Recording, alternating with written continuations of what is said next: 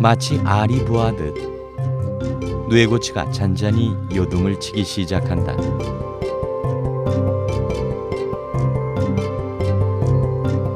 고치 속에 있던 번데기의 껍질이 갈라지고 안에서 누에 나방이 나오기 시작하는데,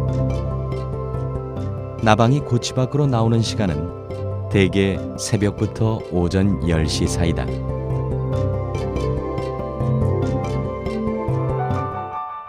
누에 나방은 태어나자마자 본연의 임무를 시작한다. 암컷은 수컷을 유인하기 위해 꼬리 끝에서 페로몬을 분비한다.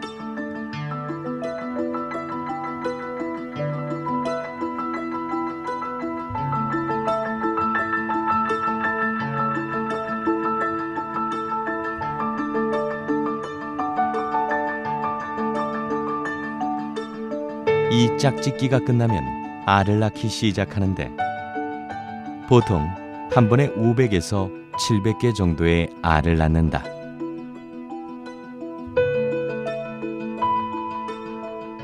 많은 양을 낳지만 꼬리 끝으로 알 낳을 곳을 찾으면서 한 개씩 겹치지 않도록 낳는다.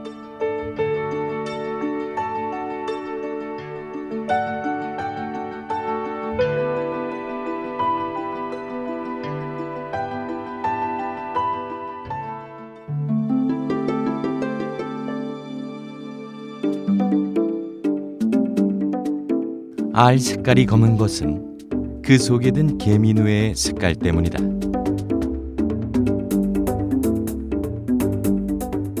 알에서 깨어난 누에를 개미누에 혹은 일령누에라고 하는데, 누에가 첫잠을 자기 전 상태를 말한다. 누에 역시 사람과 마찬가지로 태어나면 바로 한 살로 친다. 첫잠을 자고 나면 일령누에로 변신하는데, 제대로 된 누에의 생김새가 이때부터다.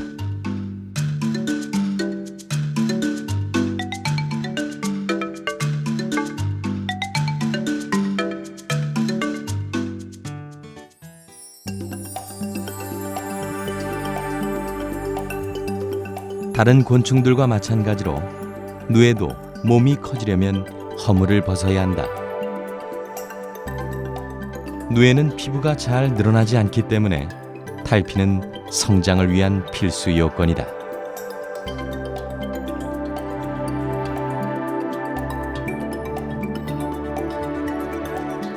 몸을 움츠려 피를 머리 쪽으로 보내고 그 압력을 이용해 머리부터 허물을 벗는다.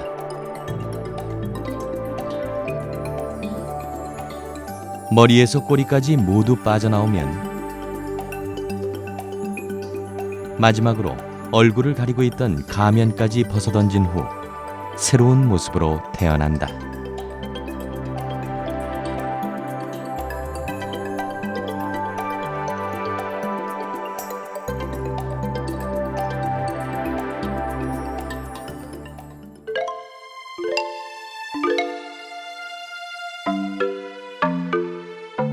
세 번의 잠을 자고 난 사령누에는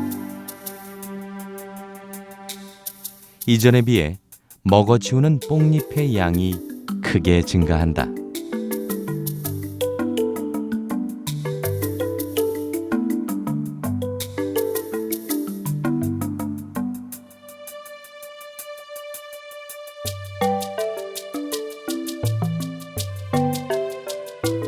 수면 시간 역시 48시간 정도로 이전에 비해 2배 가까이 늘어난다.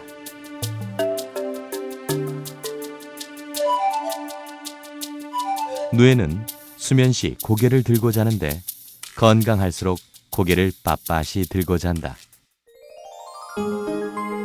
이제 마지막 잠을 자고 나면 오령누에가 된다. 험악스런 무늬로 얼굴을 감추고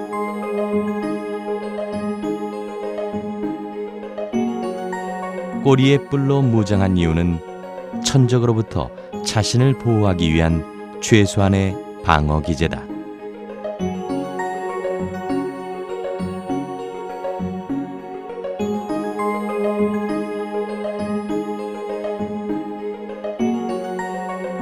누가 빼앗아 가기라도 할까봐 가슴발로 뽕잎을 잡고 야무지게 먹어댄다.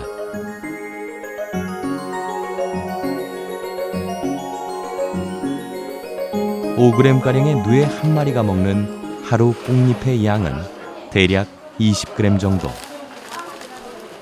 자기 몸무게의 무려 4배에 달하는 엄청난 양이다.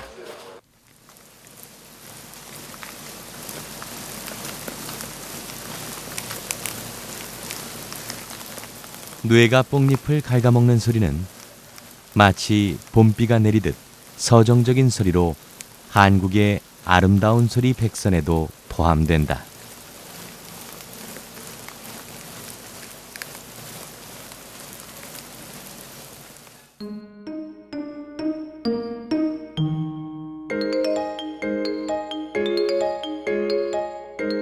그리고 먹보라는 걸 증명이라도 하듯 똥도 참 많이 싼다.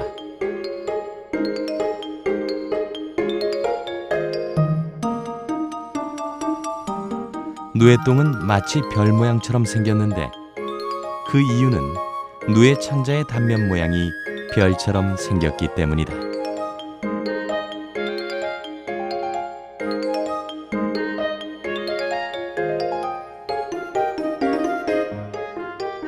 오령 누에는 개미 누에에 비해 몸집이 무려 10,000배나 커진다.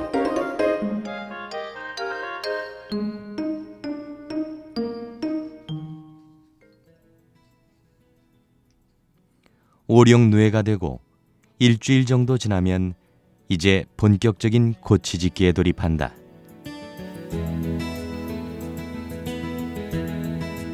섭으로 올라간 누에가 가장 먼저 하는 일은 얼키설키 실을 섭에 고정시키는 것.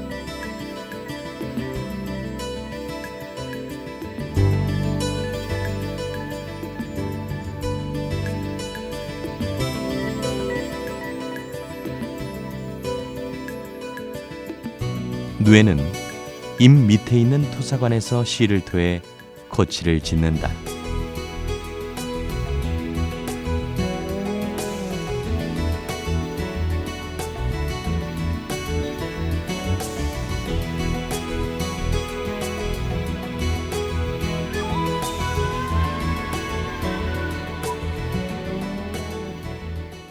그런 다음 꼬리를 섭 밖으로 내놓고 오줌을 싼다. 7주간의 생애 중 처음이자 마지막으로 하는 이 행위는 고치를 짓기 전 마지막 한 방울까지도 다 비워내는 일종의 의식이다.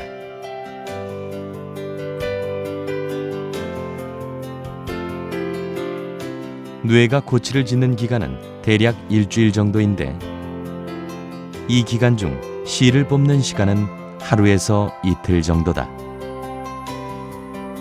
누에가 실을 토하기 시작한 지 12시간이 지나면 고치 모양을 알 수 있고 하루가 지나면 누에가 밖에서 보이지 않는다.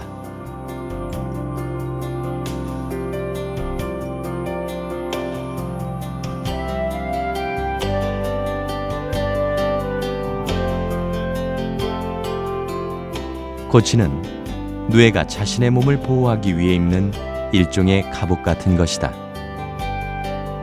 녀석에게는 더없이 단단하지만 그것을 인간에게 내어줄 때는 최고의 부드러움을 담아 선사한다.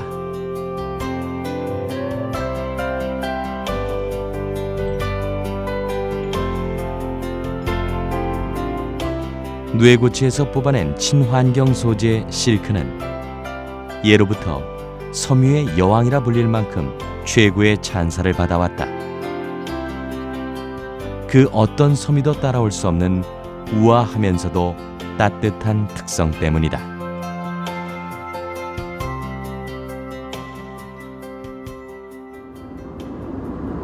전국에서 유일하게 명주 5일장이 남아있는 고장 상주. 대를 이어 명주를 짜고 있는 한 곳을 찾았다.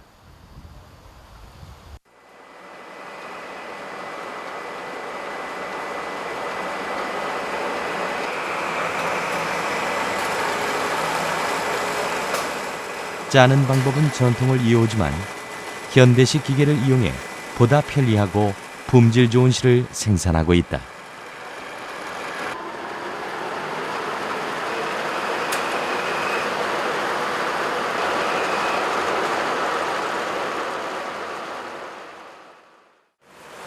요 실이 누에서 나온 건가요? 네, 맞습니다. 누에꽃에서 뽑아낸 실입니다. 실이 대단히 매끄럽고 질기고 길게 뽑을 수 있습니다. 그래서 고급 꽃감을 잘 수 있습니다. 그 나일론이나 뭐 폴리에스테르 같은 거 인공 섬유와 비교했었을 적에 실에 어떤 차이점들이 좀 있을까요? 실 자체는 자연섬유이기 때문에 인체에 해가 없고요. 또 명주 고유의 그런 촉감이 또 피부에 와닿는 게 촉감 자체가 좋대요. 명주 옷걸음만 내어도 그 사철까지 따뜻한 옛말이 있습니다. 또 따뜻함과 또 고급스러움의 이미지가 있죠. 누에고치에서 실을 뽑기 위해서는 끓는 물에 누에를 4, 5분 정도 삶아야 실을 부드럽게 뽑을 수 있다. 고치에서 실을 뽑을 때 고치 개수에 따라 실의 굵기 또한 달라진다. 누에고치 하나에서 나오는 실의 길이는 대략 1.5에서 1.6km 정도. 일반적으로 우리가 아는 명주실 한 가닥은 고치 20개 정도를 합친 것이다.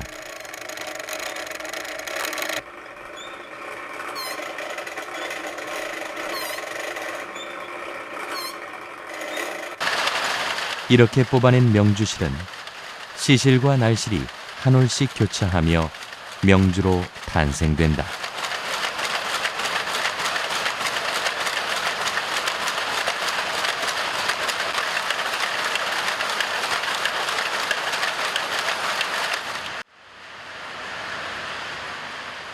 명주는 천연 염색을 하기에 가장 적합한 자연 섬유이며 염색을 했을 때 색상 표현 또한 가장 뛰어나다.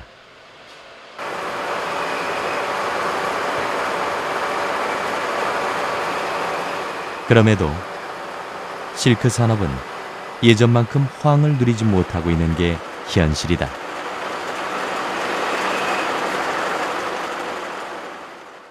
누에는 지금 알다시피 가장 중요한 섬유 재료 중에 하나입니다. 그렇지만 이 누에와 누에의 섬유인 실크와 경쟁 상대에 있는 것은 합성 섬유입니다. 이 합성 섬유가 지속적으로 많아짐에 따라서 누에 생산량이 줄어들게 되고요.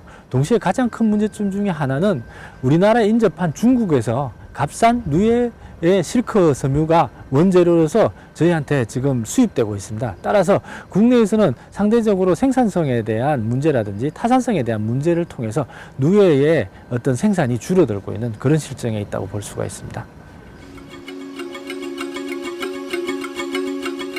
최근 이런 상황을 극복하기 위한 다양한 시도가 계속되고 있다.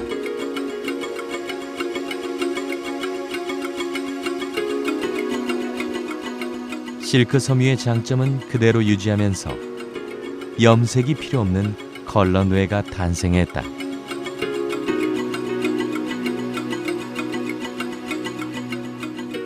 컬러 누에는 국내 연구진이 자체 개발한 염료 섞인 사료를 먹이거나 뽕잎에 천연 염료를 뿌려 먹이는 방법으로 만들어지고 있다. 지금 형질 전환 기술을 이용해 가지고 그 염색이 필요 없는 칼라 실크 만드는 연구를 계속 하고 있습니다. 만약에 그 칼라 실크가 만들어지면 염색이 전혀 필요 없고 뭐 공해 물질이라든지 이런 걸 배출 안 하기 때문에 그 우리가 그 기술만 선점한다면 세계 종자 시장은 우리가 석권할 수 있죠.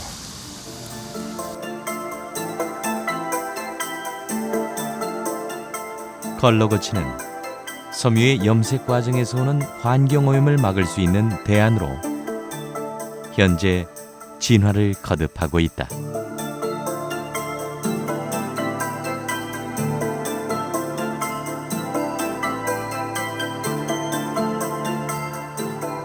이렇게 새로운 발전 가능성이 제시되면서 최근 다양한 종류의 누에가 연구되고 있다.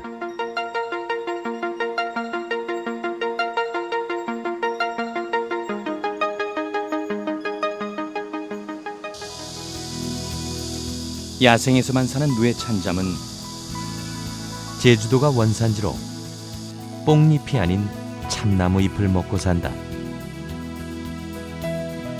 몸통에서 뱉어내는 실이 일반 누에보다 훨씬 부드러워 최고의 명주로 극찬받는다.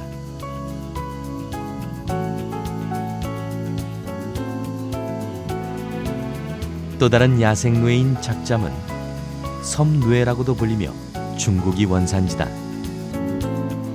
집누에에 비해 몸이 크고 털이 많이 나 있다.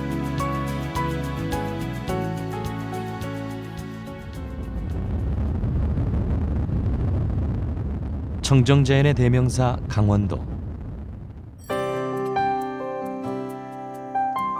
이곳에서 4대째 누에를 치고 있다는 한 농가를 찾았다.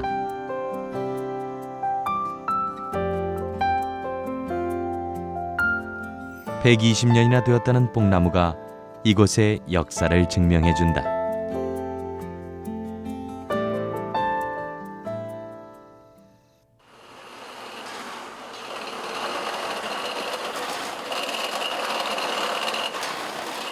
다른 농사에 비해 특히 까다롭다는 누에 농사.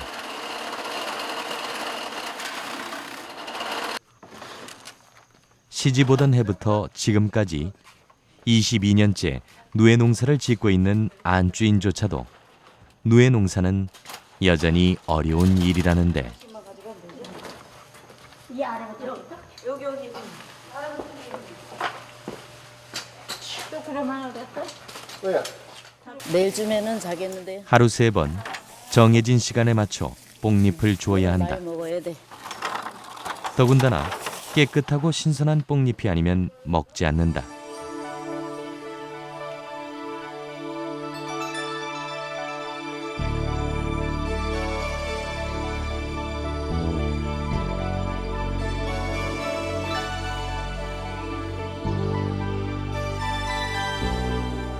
누에는 많이 신경을 써야 돼요.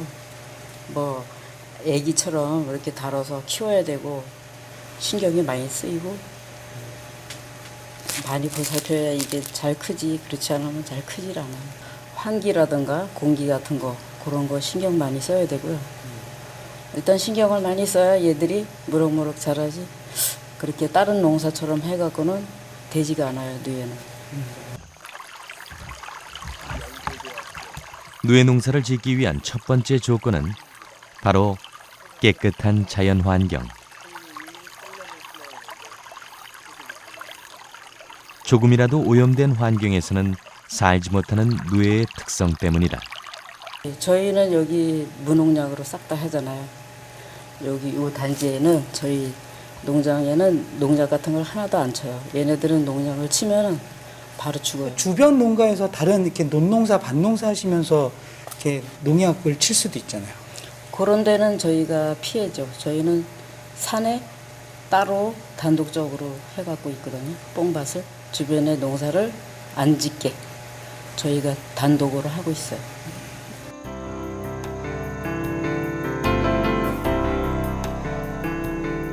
누에가 살 수 있는 청정한 환경을 만들려는 노력 덕분에 우리는 이곳에서 오염되지 않은 깨끗한 곳에서만 사는 반가운 녀석들을 만날 수 있었다. 해충에 속하긴 하지만 요즘 좀처럼 보기 힘든 메뚜기다.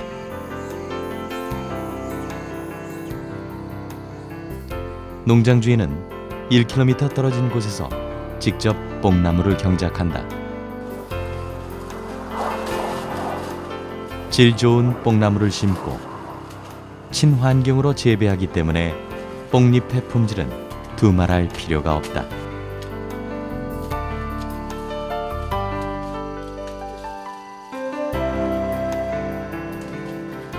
농약과 제초제를 사용하지 않기 때문에 주변엔 온통 숲풀과 잡초가 가득하지만 대신 깨끗한 환경은 주인에게 자부심과 같다.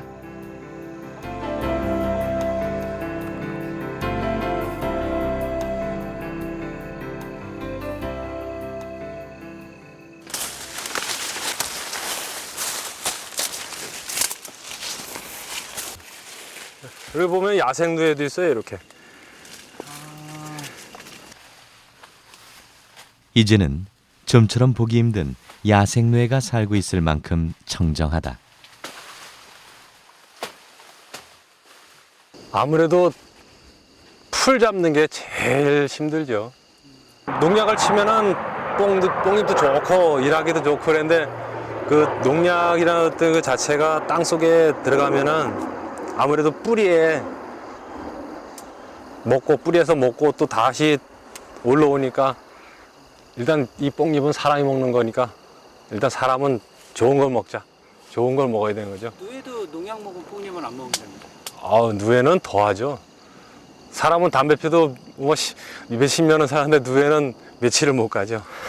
예, 시름시름 뭐 한 2, 3일 만에 죽어요. 누에는 정말 오염된 환경에서는 살지 못할까? 간단한 실험을 통해 확인해 보았다. 먼저 과수원에서 해충을 잡기 위해 사용하는 DDVP라는 농약을 실제 사용 농도인 1000ppm 수준으로 처리했다.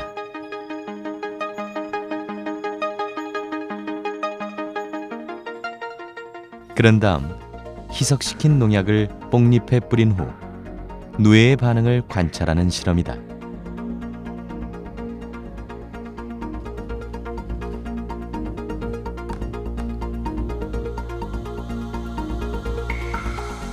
아무것도 모르는 누에는 평소처럼 뽕잎을 먹기 시작했다.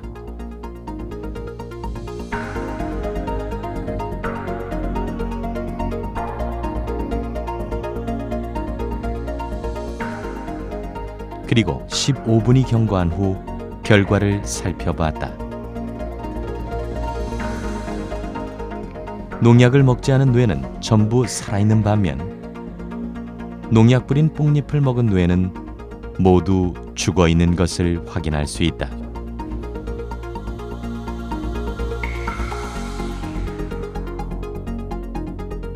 누에는 이렇게 보시다시피 날라온 농약에도 피부에 닿기만 해도 죽는 그런 지표곤충이 되어 있습니다.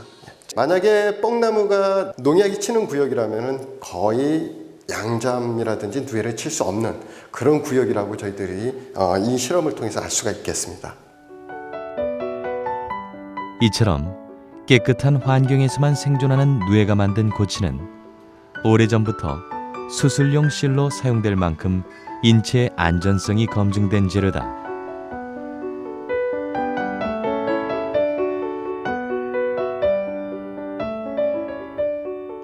누에 고치의 재료는 99.9%가 단백질이며 그중 75%가 피브로인이라는 물질로 만들어져 있다.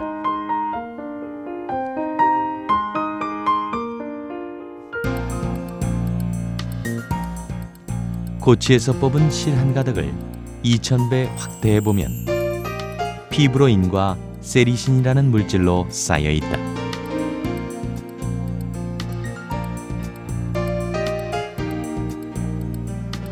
이 중에서 우리가 흔히 실크라고 부르는 피브로인을 얻기 위해서는 정련 과정을 거쳐야 된다.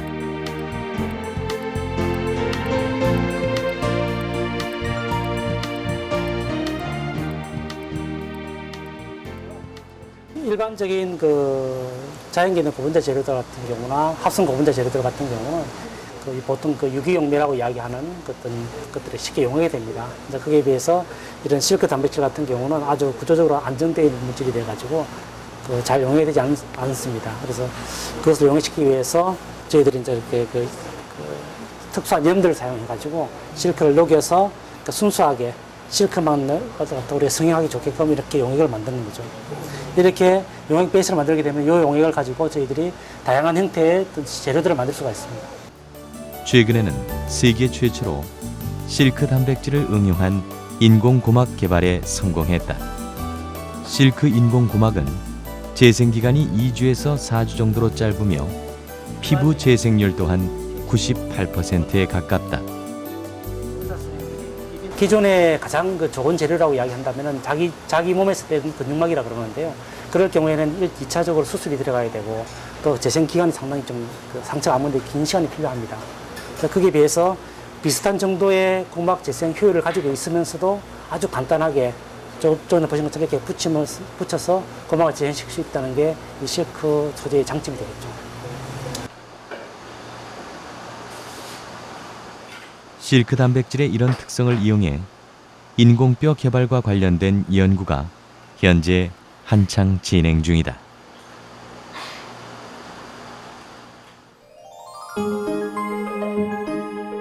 그리고 뇌가 우리에게 주는 선물은 여기서 그치지 않는다. 고대부터 명약으로 전해오는 동충하초. 동충하초의 대량 생산이 가능하게 한 숙주가 다름 아닌 누에. 야생에서 채취되는 동충하초는 주로 죽은 곤충에 기생하여 크기가 작으며 품질이 균일하지 못한 것이 문제였다.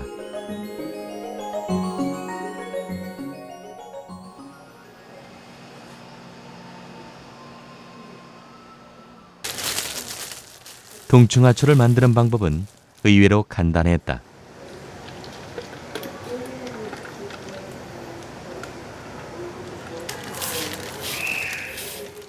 살아있는 누에에 동충하초의 종균액을 뿌리거나 발라주면 일정 시간이 지난 후부터 살아있는 누에의 몸 안에서는 균사가 자라기 시작한다. 균이 균사로 발화하기 위해서는 온도와 습도를 맞추는 것이 가장 중요하다. 90% 이상의 습도를 유지하기 위해 비닐을 씌운 채 8시간 정도를 둔다. 누에에는 굉장히 다양한 기능성이 있기 때문에 그것을 동충하초를 접종해서 먹음으로써 같이 좋은 효과를 이렇게 얻기 위한 것이죠. 그 대신에 이제 다른 일반 현미라든지 이런 데서도 배양은 가능합니다만은 그 동충하초라는 그 의미 자체가 곤충의 몸을 통해서 생산되는 그러한 균이기 때문에 그 누에를 이용하는 것은 가장 이상적인 그러한 인공 재배 방법이라고 판단이 됩니다.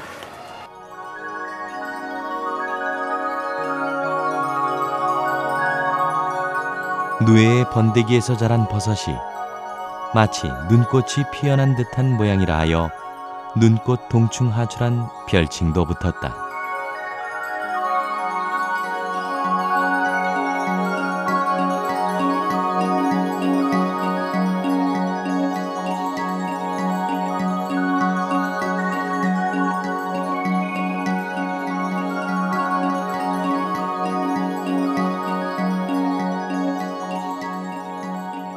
질주간의 짧은 생애를 살다 가지만 누에는 매 순간 자신의 존재 이유에 충실했다. 단 한 번도 자연의 법칙을 거스르지 않았지만 인간의 이기심에 의해 누에는 이 땅에서 존재 이유를 굳이 찾아야만 하는 슬픈 운명에 처하게 된다. 지금과 같이 우리 국내에 있는 누에의 종이나 아니면 개체수가 줄어들음에 따라서 이런 다양한 국내의 환경 기후에 맞는 우수한 누에 품종들이 향후 사라질 그런 우려가 있다고 볼 수가 있습니다. 따라서 이런 것들은 지금 국제적으로 많이 대두가 되고 있는 품종이라든지 아니면 종자에 대한 이런 전쟁이 있는 이 시점에서 우리나라의 고유한 그런 생물 자원 자체가 줄어들고 있는 그런 한 영향이라고 볼 수가 있습니다.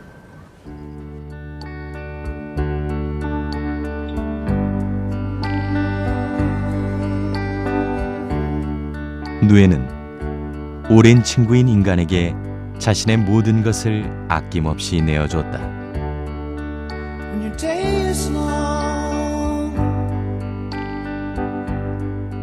그러나 환경 오염 등으로 인해 누에는 사라져가고 결국 누에가 살 수 없는 환경은 인간마저도 살기 힘든 환경이 될 수 있다.